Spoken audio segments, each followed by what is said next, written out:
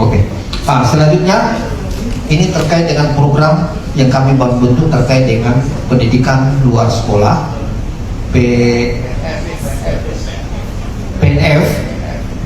pendidikan non formal ini, karena lembaga di bawah PBNU yang dulu ada namanya lembaga Mawarot yang mengurus sosial kayak seperti LPK, PKBM dan khusus yang lainnya itu ada, tapi sekarang tidak ada. Tetapi karena ini nomenklaturnya pendidikan di Dikdasmen, maka LP Ma'arif membentuk tim untuk menangkap peluang program ini.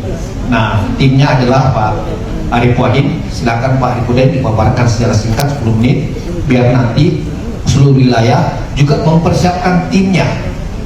Setiap wilayah ada tim sehingga bisa berkomunikasi dengan tim pusat untuk melakukan proses percepatan terhadap peluang-peluang pendidikan non formal ini.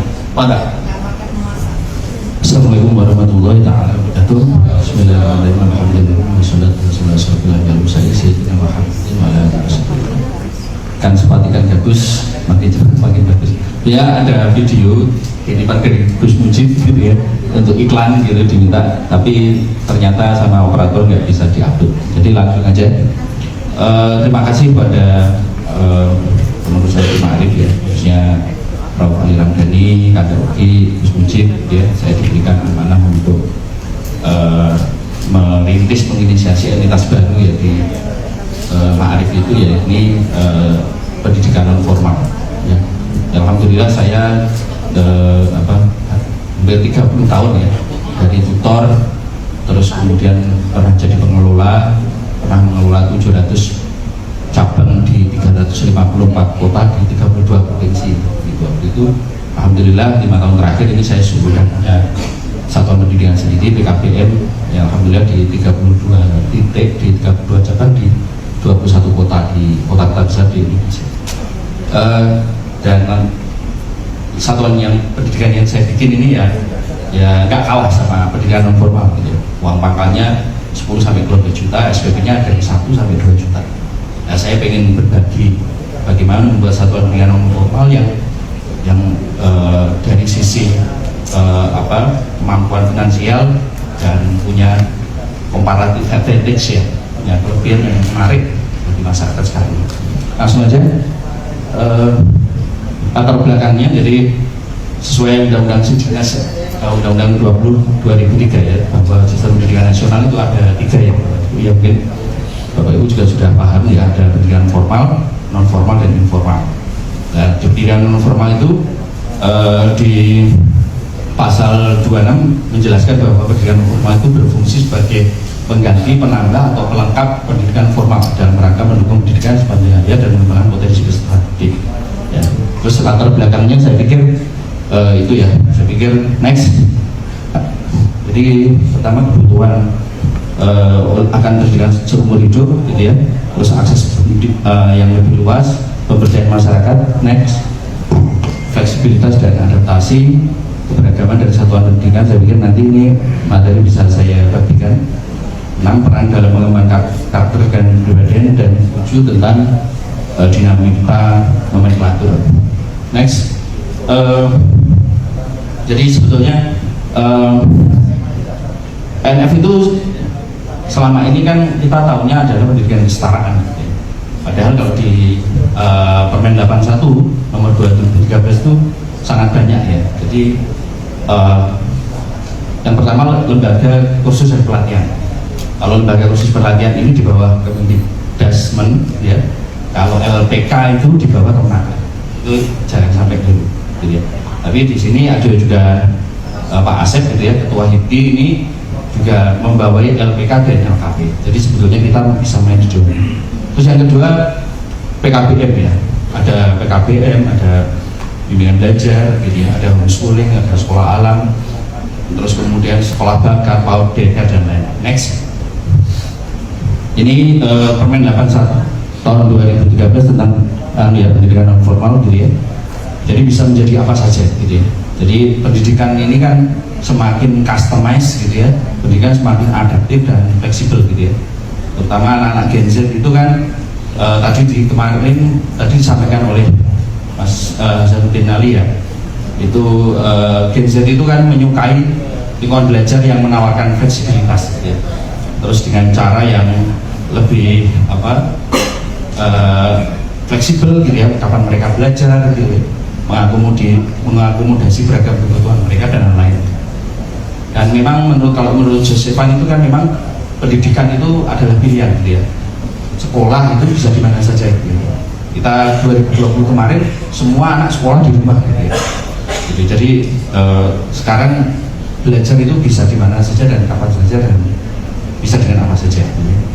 Nah ini lembaga-lembaga non formal yang sekarang menjadi pendidikan alternatif ya. Kalau dulu mohon maaf pendidikan non formal itu kalau sudah nggak diterima di pendidikan formal baru ke non formal. Tapi kalau sekarang ini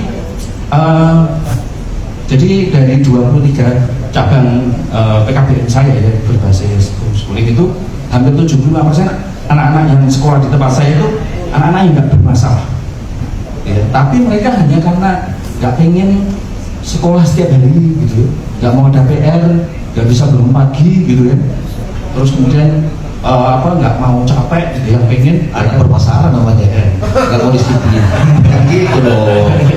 Ya itu salah satu, terutama anak-anak otak kanan ya. Kalau Roger Dewey kan memang anak-anak yang suka kenyamanan, nggak bisa terstruktur, tersistem, nggak bisa terlalu kaku, nggak bisa terlalu ditekan gitu ya. Ya itu apalagi kan ya Gen Z, anak-anak sekarang kecenderungan seperti itu. Next. Jadi analisis potensi next. Jadi sekarang ini sekarang PNF menjadi salah satu pilihan alternatif ya. Kalau di luar negeri itu Amerika bahkan hampir 12% warga belajar itu malah melalui pendidikan non formal. Angka di Indonesia itu masih belum ada 1% gitu. Jadi sebetulnya peluang untuk anak memilih pendidikan alternatif di jalur non formal itu sangat besar ya. Next, langsung aja mungkin itu tentang LKP. Saya pikir konstelasi tentang LKP seperti apa dan lain-lain. Jadi kalau LKP itu lembaga kursus ya, sekarang ini menjadi salah satu pilihan masyarakat pemerintah terutama dalam memberikan intervensi mengasah kemampuan potensi vokasi ya, khususnya bagi anak-anak gitu ya, agar siap ya menjadi tenaga yang punya skill gitu ya, punya kompetensi, punya kemampuan di bidang tertentu gitu ya. Nah di dalam tim saya ada Pak Asep gitu ya, beliau ketua HIPDI Himpunan Penyelenggara Khusus. Dan Pak Asep berdiri dong. Kebetulan lagi Zoom di kamar ya. Terus kemudian juga ada PKBM. Jadi kemarin saya dapat pesan dari Pak Ogi sama Prof. Halilan dari Damus Mujib, memang kita hanya sampai 2027 nanti ini paling tidak kita lebih memberikan titik tekan skala prioritas di 2 satuan pendidikan dulu. Jadi kita fokus di PKBM sama LKP ya, ya. Jadi kita kedua itu aja dulu yang mungkin lebih kita prioritaskan karena dan relatif dari sisi potensi yang ada sekarang ini menjadi salah satu potensi yang cukup luar biasa ya untuk dikembangkan di masyarakat khususnya di berbagai belajar nanti. Next. Terus itu PKBM. Jadi kalau lembaga kursus itu hampir 16 ribuan ya yang ada dengan 15 rumpun. Kalau PKBM itu jumlahnya hampir 12 ribuan yang ada. Dan ternyata mayoritas itu malah pengolahnya rata-rata nahdien gitu ya. Nah, nanti ini yang perlu memang nanti kita fasilitasi. Ini visi misi saya pikir ini normatif aja. Jadi next, tugas utama ya kami adalah pertama menyusun job desk, yang kedua melakukan pendataan ya lembaga pendidikan non formal di bawah LP Ma'arif atau yang memungkinkan untuk diintervensi untuk diinisiasi ya bagi wilayah-wilayah yang belum ada. Terus kemudian melakukan pembinaan penyelenggaraan pendidikan formal ya di seluruh wilayah di seluruh Indonesia. Next, terus setelah program perencanaan kami Yang pertama adalah segera membentuk tim PNF LP Ma'arif gitu. Jadi kita harapkan ini nanti kalau bisa sebelum besok kita akhiri, saya sudah punya satu nama minimal tim PNF di wilayah gitu ya. Jadi langsung gercep.